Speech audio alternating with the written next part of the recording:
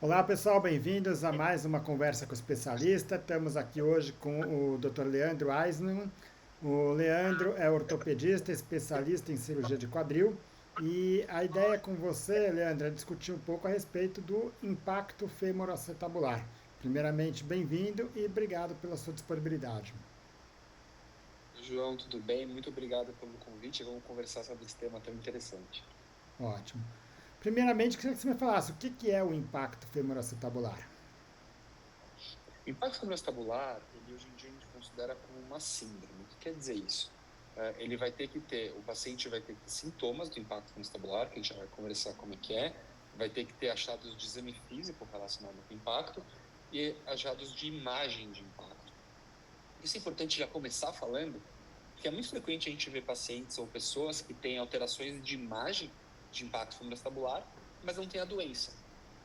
Então, por exemplo, às vezes a gente vê algum paciente que fez algum exame de imagem por algum outro motivo e descobre que tem impacto e vem preocupado. E se o paciente não tiver o resto, a gente não vai precisar fazer nada.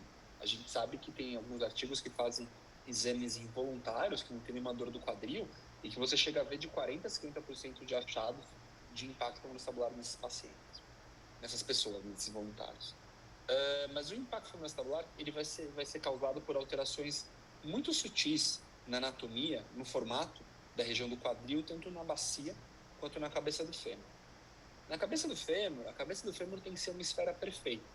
Qualquer região onde ela for um pouco mais ovalada, ela tiver o que a gente chama de um bump ou uma corcova, isso com o tempo, com as rotações, com o gesto esportivo, ele vai gerar um conflito, ele vai bater ali na parte da bacia e pode lesar a cartilagem do quadril ou uma estrutura conhecida como lábio acetabular, que é uma cartilagem que fica na borda da bacia, um pouco parecida com o menisco do joelho, e que a gente sabe que tem uma série de funções na estabilidade do quadril, e essa lesão pode causar dor. Além disso, a lesão do lábio acetabular é uma lesão que a gente considera como pré-artrítica. O que quer dizer isso? A lesão do lábio acetabular aumenta o risco do paciente de desenvolver osteoartrose, desgaste do quadril. O outro tipo de impacto acetabular é quando a gente tem algumas alterações na região da bacia. A região da bacia onde a cabeça do fêmur encaixa é conhecida como acetábulo. E esse acetábulo tem que ter uma profundidade ideal. Quando esse acetábulo fica mais fundo, ou seja, quando a cabeça do fêmur acaba ficando mais encaixada dentro da bacia, também pode causar um impacto ali na região e também pode causar uma lesão do lábio acetabular. Ótimo. Bom, a gente se formou mais ou menos junto aí, começo dos anos 2000, né? E nessa época o cirurgião de quadril era visto muito como um cirurgião que fazia prótese, né? Quer dizer, a artroscopia era um assunto para pouquíssimos especialistas que estavam começando a descobrir isso, começando a falar isso. A gente ainda não tem um resultado, vamos dizer, de longa data e muitas vezes os tratamentos ainda são feitos um pouco vinham sendo feitos muito com base no que nas opiniões individuais, né? O impacto, como você falou, nem sempre ele leva a um quadro de dor, né? Mas esse paciente com impacto e sem dor, ele aumenta o risco de outras lesões também. Até uma controvérsia. O paciente que tem um impacto sem dor, possivelmente vai ter aumento de outras lesões, né? Por exemplo, eu já vi alguns estudos onde pacientes com lesão do ligamento cruzado anterior, do joelho, você avalia a região do quadril dele, e esse paciente muitas vezes tem um índice aumentado de impacto femoroestabular. Possivelmente, a gente acredita que essa presença do impacto diminui a rotação do quadril do paciente, o que sobrecarrega o joelho e aumenta o risco da lesão do cruzado. Mas é importante lembrar que, em geral, hoje em dia, assim, pelo menos nesse momento, se um paciente tem um impacto e está assintomático, a gente não considera fazer nenhum tipo de tratamento específico. Mas muito possivelmente, sim, ele aumenta o risco de outras lesões. Ótimo. Existem diversas outras causas para a lesão, vamos dizer, para o impacto femoroacetabular, né? Tendinopatias, a própria lesão do labrum, que você falou que pode acontecer com ou sem o impacto. Enfim, o que- quando o paciente tem dor, quando é que você vai falar, essa dor de fato é uma dor que a gente está considerando o diagnóstico do impacto, da síndrome do impacto femoroacetabular? Tá. Tem muitas características do exame físico do paciente, né? Então, em geral, o paciente com impacto, ele vai ter principalmente a rotação interna, né? A rotação interna ocorre quando a gente está com a perna dobrada e o pé vai para fora, né? Que a cabeça do fêmur está rodando para dentro, diminuída. Ele vai ter uma coisa que a gente chama de sinal do impacto. Então, quando a gente pega a perna e roda para dentro, leva a coxa mais para a região de dentro, esse paciente vai ter uma dor na virilha. E os achados do exame de imagem. Esse é o quadro que a gente chama de mais típico.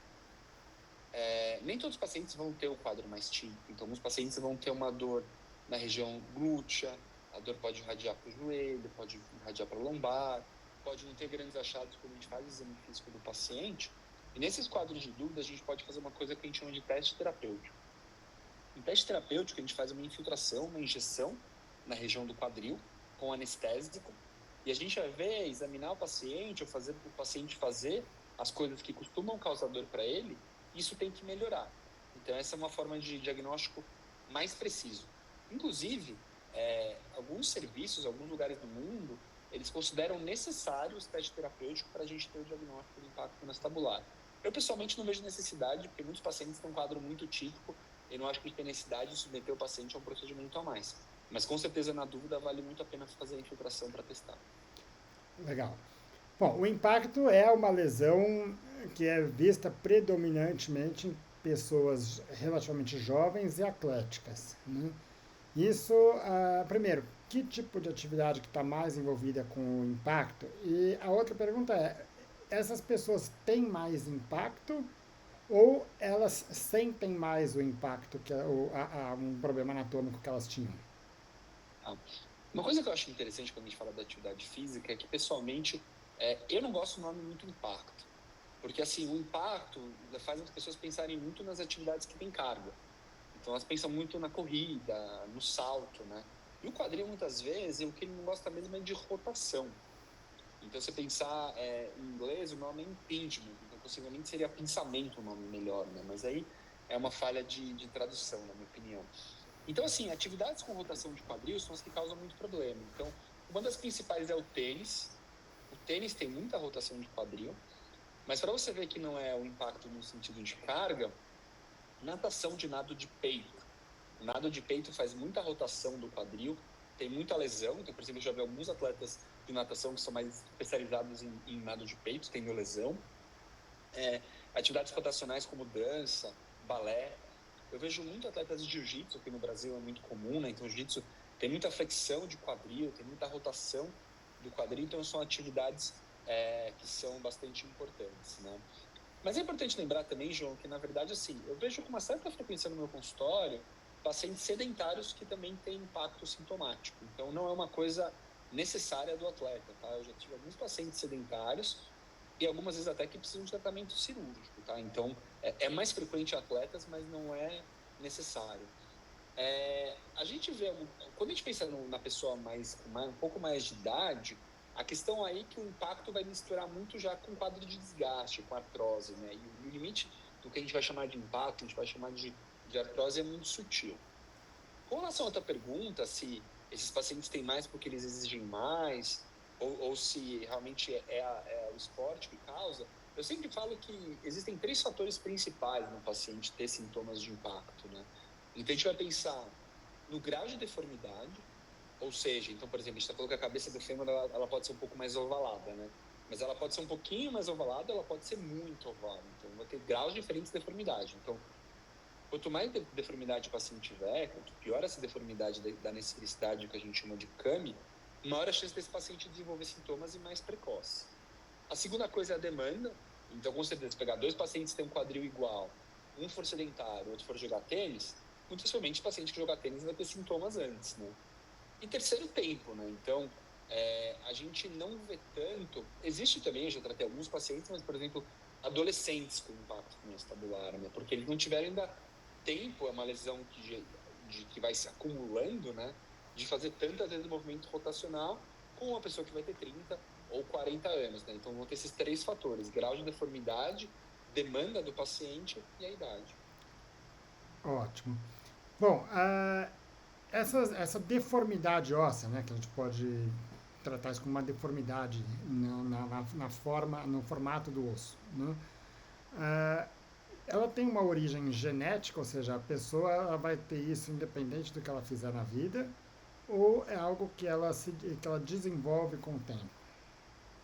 Muito provavelmente é uma mistura dos dois. Então, a gente sabe que tem um componente genético, então tem alguns estudos que pegavam pessoas que foram submetidas a uma artroscopia de quadril e faziam exames dos irmãos desses pacientes e viam que a presença de alterações de impacto era mais frequente, mas também tem uma coisa que a gente acredita que a atividade esportiva, principalmente mais pesada, mais forte, principalmente no final da adolescência, ali perto dos 16, 17 anos, que é a fase onde o crescimento da região do quadril está terminando, parece ter um aumento de risco. Então, tem alguns estudos que pegam pacientes que têm impacto femoral-estabular e também comparam com pessoas que não têm e vão avaliar quanto de esporte essas pessoas fizeram nessa fase da vida e se vê que os pacientes que têm impacto muitas vezes fizeram mais esporte. Então, é dessas doenças que tem uma característica que a gente chama de multifatorial, né? Então, tem várias características que vão estar envolvidas no desenvolvimento da doença.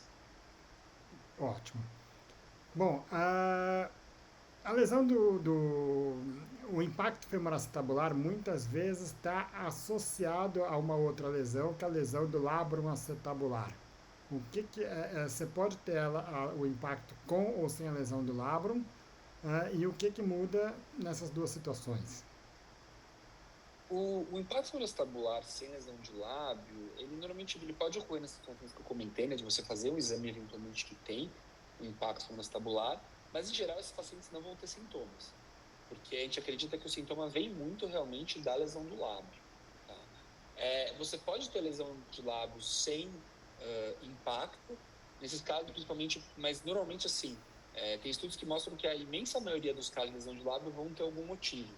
Então, esse paciente pode ter tido eventualmente algum trauma, né, algum acidente, displasia do quadril, que é uma coisa onde a cabeça do fêmur fica menos encaixada na bacia, pode causar lesão de lábio, ou pode ser uma lesão que a gente chama de degenerativa, né, uma lesão com a idade. Então, basicamente, os dois podem existir sem a presença um do outro. Em termos de tratamento, como eu comentei, o impacto sem lesão de lábio, em geral, ele não vai precisar de tratamento, em geral, o paciente não vai ter sintomas. O impacto com a lesão de lábio, daí o paciente, quando ele tiver sintomas, vai precisar de tratamento. E agora a gente pode começar no tratamento, né? Vamos lá. Como você disse, essa questão toda do impacto da lesão do lábio, em termos médicos, é relativamente recente, né? Então, é uma doença que foi descrita em 2003, então praticamente 20 anos atrás, o que em termos de saúde é muito pouco tempo, né? Quando se descreveu a doença, isso era muito categórico que o tratamento do impacto femoral era um tratamento cirúrgico. Tem que operar todos os pacientes. A gente já vai falar sobre a cirurgia. Eu, pessoalmente, considero essa visão um pouco ortodoxa, e eu não tenho essa visão. Eu vejo que muitos colegas especialistas em quadril também não têm essa visão. Então, muitas vezes, acho que até na maioria das vezes, a gente vai começar um tratamento com, às vezes, repouso do esporte, anti-inflamatório se o paciente tiver com muita dor, uma reabilitação, para assim, na falha desse tratamento, a gente pensar na cirurgia. Um parênteses é que a gente sabe que a lesão do lábio acetabular aumenta o risco de artrose. E a gente sabe que esse risco de artrose também está relacionado com quanto o paciente perdeu de movimento do quadril e também com o grau de deformidade. Então, quando eu vejo pacientes que chegam com diagnóstico muito jovens, principalmente abaixo de 30 anos, com muita deformidade, ou seja, com aquela questão que eu falei da cabeça do fêmur ser mais ovalada, quando ela é muito ovalada, e quando os pacientes têm muita diminuição de rotação, são pacientes que eu tendo a fazer um tratamento cirúrgico mais precoce. Porque daí a gente está pensando em atuar não só na melhora da dor, mas possivelmente na diminuição do risco desse paciente ter desgaste no futuro, ter artrose. Porque a gente sabe que o impacto com a lesão labial pode aumentar o risco de artrose, né? Ótimo. Bom, então, acho que o primeiro ponto é que nem todo caso é de tratamento cirúrgico, mas Perfeito? existem. Habitualmente você faz a cirurgia mais no paciente sintomático, eventualmente em outras condições você pode considerar, num quadro mais exacerbado, né? E que a fisioterapia de fato é um ponto a ser considerado e muitas vezes não vai melhorar a lesão, mas vai melhorar a dor do paciente, né? Perfeito. Exatamente, a fisioterapia, isso é uma pergunta muito comum dos pacientes fazerem, né? Poxa, mas a fisioterapia não vai lá e vai raspar o meu osso, né? Eu não vou tirar o impacto. E realmente não vai. Mas, no final das contas, o mais importante é o tratamento da dor, entendeu? A gente tem alguns trabalhos agora que estão começando a realmente comprovar essa hipótese, que a gente ainda não era uma hipótese, de que o tratamento do impacto diminuiria o risco de artrose, mas não é uma certeza, entendeu? E também, como é uma coisa muito, muito longo prazo, como eu comentei, é muito diferente quando eu diagnostico o impacto num jovem de 20 anos ou quando eu diagnostico um impacto numa pessoa de 50 anos, entendeu? Daí a gente sabe que também o risco de artrose já vai aumentando com a idade, né? Não só com a questão do impacto. Ótimo. E uma vez que você faça a cirurgia, como é que isso é feito? A cirurgia, em geral, a gente faz por artroscopia, né? Que é uma cirurgia por vídeo. Então, essas cirurgias são feitas por pequenas incisões, né, em geral 3 incisões de mais ou menos 2 centímetros, onde a gente vai fazer a cirurgia colocando uma câmera dentro da articulação e colocando instrumentos pequenos. A gente vai fazer basicamente 2 coisas na cirurgia. Uma é fazer uma raspagem do osso para esculpir ele e deixar ele mais próximo da normalidade. Então, a gente vai pegar aquela parte mais ovalada ali do fêmur e vai tentar esculpir para deixar bem esférico de novo. E a gente vai fazer uma raspagem na parte da bacia, quando tiver o componente da bacia, que eu falei que ela era um pouco mais encaixada para deixar ela um pouco menos encaixada. Então, o primeiro ponto é a correção do osso. O segundo ponto é o tratamento da lesão da cartilagem. Então, a gente vai lá nessa lesão do lábio, que eu comentei, e sempre que possível, a gente vai tentar reparar essa lesão. Então, a gente vai dar pontos. A gente usa muito uma coisa que chama âncora. A âncora é como se fosse um preguinho que a gente coloca dentro do osso. Dele vão sair alguns fios que a gente vai dar nó para amarrar o lábio de volta ao osso. Então, essa lesão, ela é uma lesão onde o lábio vai soltar do osso. A gente tenta prender ele de volta. Ótimo. Mas, vamos dizer, muitas vezes esse labrum ele já está meio esgarçado, meio degenerado, né? Quer dizer, isso é um tratamento, vamos dizer, de regra ou você nem sempre consegue fazer esse reparo? Na grande maioria dos casos, a gente tenta reparar o lábio. E normalmente, assim, até se a gente... Muitas vezes, quando o lábio já está degenerado demais, muitas vezes é porque toda a articulação já está degenerada e daí, às vezes, nem adianta fazer uma artroscopia de quadril. Isso é uma coisa muito comum, até acho que é interessante entrar nesse ponto, né? Em primeiro lugar, quando o paciente já começa a ter desgaste, começa a ter um quadro de artrose, a gente sabe que a chance de uma artroscopia funcionar é muito menor. Então, por exemplo, muitos pacientes que eu vejo no consultório são pacientes ali por volta de 40, 60 anos que tem um impacto, que tem uma lesão de lábio, mas a gente já vê uma lesão da cartilagem. Esses casos a gente vai definir muito caso a caso se o paciente vai se beneficiar de uma artroscopia de quadril, porque muitas vezes a gente sabe que o resultado vai ser muito ruim. E dentro do paciente quer tentar, porque não quer fazer uma prótese, que é uma cirurgia maior, né? Mas também não adianta fazer uma cirurgia se a chance dela funcionar é muito baixa, né? Então, vai ser muito uma decisão caso a caso.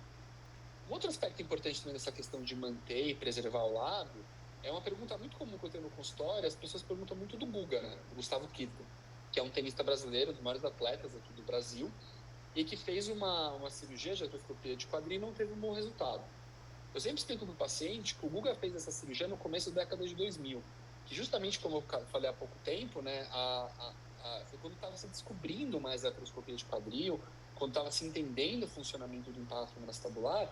Então, na época, a conduta que se fazia era justamente tirar o lábio. Se o paciente tinha uma lesão, você achava assim, o lábio está machucado, não se sabia tanto a função do lábio, e a gente ressecava, a gente não conseguia pegar essa época, mas se tirava o lábio acetabular.